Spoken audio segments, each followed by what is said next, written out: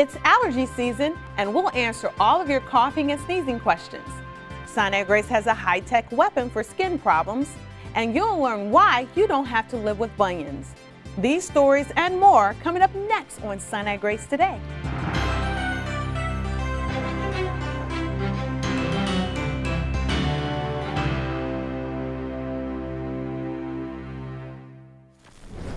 Hello, I'm Melanie Moss. Most of us can't wait for the weather to warm up so we can start enjoying the outdoors again. But for over 50 million Americans, spring only brings the misery that comes with seasonal allergies.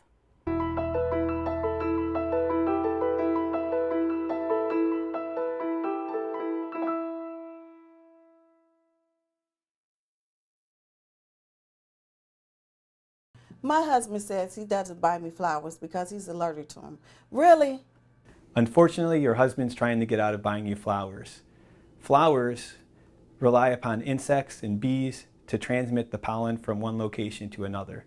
It's sticky, it's waxy, it weighs a lot, and it doesn't usually float through the air to get into your nasal passageway to give you that allergic response. So if it's colorful and you want it in your house, unlikely will it cause an allergic response. So you can tell your husband he should be buying you flowers, because they will not cause an allergic response in most people. My kids have food allergies. Will they outgrow them? That's a very good question. Unfortunately, there's not a very good answer. Some things we know most children will not outgrow. Pine nuts, tree nuts, peanuts, you most likely will stay allergic to the rest of your life. Soy, eggs, wheat products, many children do outgrow as they age. So it's difficult for me to say whether or not your child will outgrow their allergy. Some children do, others do not. It's very difficult to say. Do people who live in desert climates like Arizona and Nevada have fewer allergies?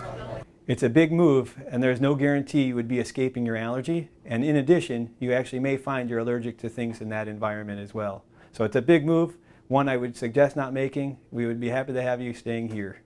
I know I have allergies, but what can I do to prevent them in the future? That's an excellent question. First of all, you need to know what you're allergic to. By knowing what you're allergic to, you can avoid it. So if you are allergic to things like pollen, the best thing to do is avoid the pollen. Some of the things you can do is avoid the environment when the pollen is greatest. Pollen is usually worse in the morning when it's dry and when there's a nice breeze. So what I would suggest is staying indoors, closing your windows, having your air conditioning on with good filtration. If avoidance does not work, I would suggest medical consultation. We at the DMC ENT department at Sinai-Grace would be more than happy to see you regarding your allergy symptoms.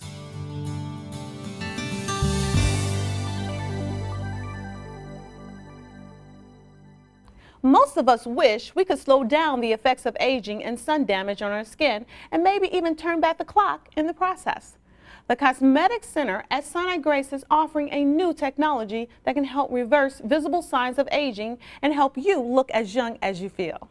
Fractional laser, it comes from the fact that it's fractional, where it's not a complete treatment, where the fractional laser is the ability to change the course of the treatment by doing partial treatment. And because of the partial treatment, the skin will heal faster.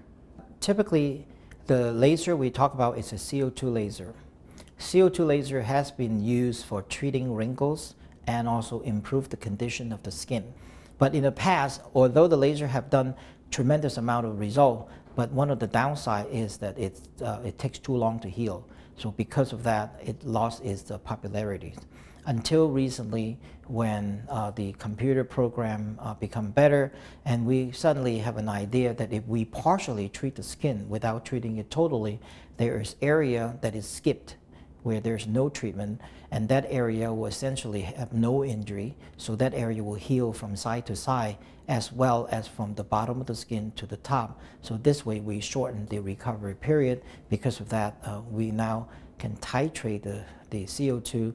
Now before we can only do one way, and now we can actually titrate them, so we can actually, instead of treating black and white, now we have a different shade of grade. Because of the fractional, now almost anybody can come in for the treatment. Some people don't really have a lot of wrinkles, but they just want to improve the texture of the skin. For this reason, the fractional is great, because we can only titrate them, we only treat a very light area. Or someone who has some acne scar, where it's not too bad, but there's some large pores where we can treat that. And also we shorten up the recovery time, so those are the people we can treat. We have done pretty much patient with, like they call the weekend peel, where we did it on a Friday and then they're fine, they're ready to go on Monday. And they're very happy, they see significant change to the skin. We've done a 1 week type of treatment.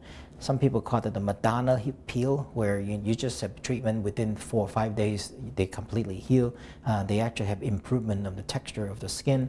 Or we actually treat someone with deep wrinkles, and that person takes about 10 days for the healing to occur, and then they have to wait for 2 or 3 more weeks for the redness to go away.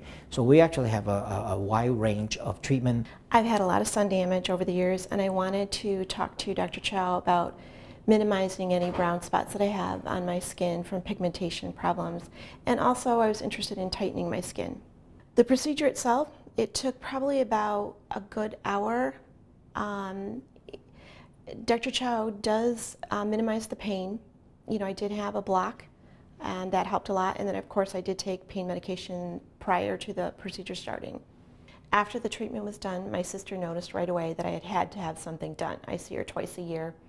I saw her shortly after, and she was amazed at the difference.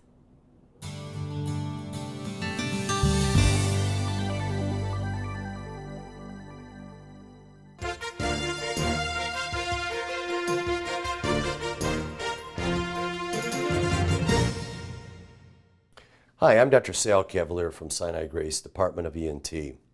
Did you know that the inability to smell or having congestion could be as a result of a long-term chronic problem with your sinuses? Here at Sinai-Grace and at our department, we are now capable of identifying these underlying causes and being able to treat them so that we can give you a better quality of life. Come and see us here at the Department of ENT at Sinai-Grace.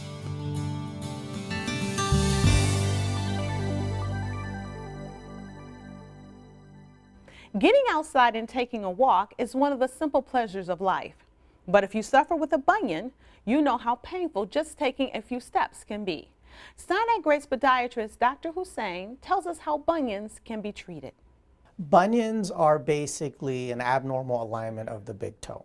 So most people will see a knot on the side of their big toe, and that's basically, to the average person, that's what they consider a bunion. Now, you can have a bunion and live comfortably with it as long as you wear accommodative shoes.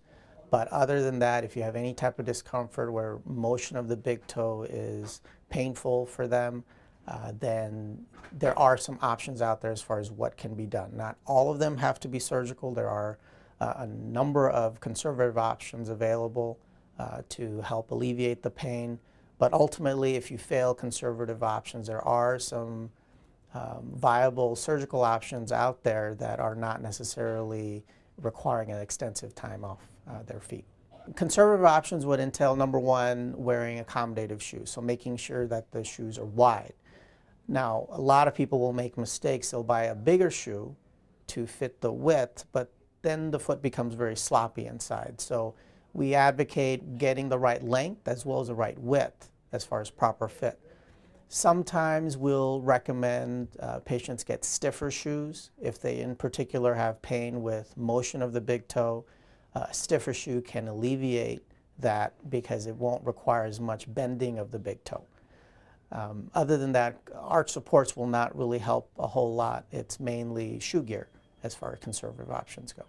Surgery is a viable option for bunions.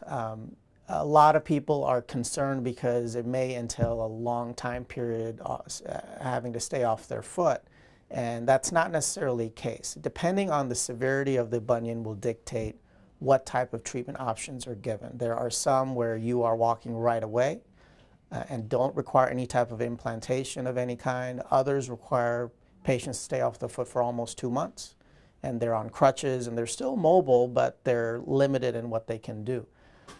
So the range is there as far as treatment options go. If someone comes in sooner with these symptoms, we can opt to go with a less invasive or less debilitating surgery rather than something that requires extensive time staying off their feet. We don't advocate that someone take pain medications or long-term anti-inflammatory medications for treatment of this, because that's not really addressing the main problem. This is a structural problem. If it goes beyond the ability of conservative care to manage the symptoms, then we usually advocate surgery as a last option.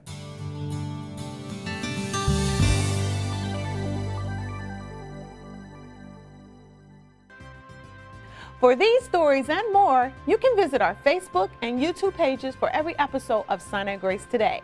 Also, log on to pagingdredie.com for great health information. I'm Melanie Moss. Thanks for watching.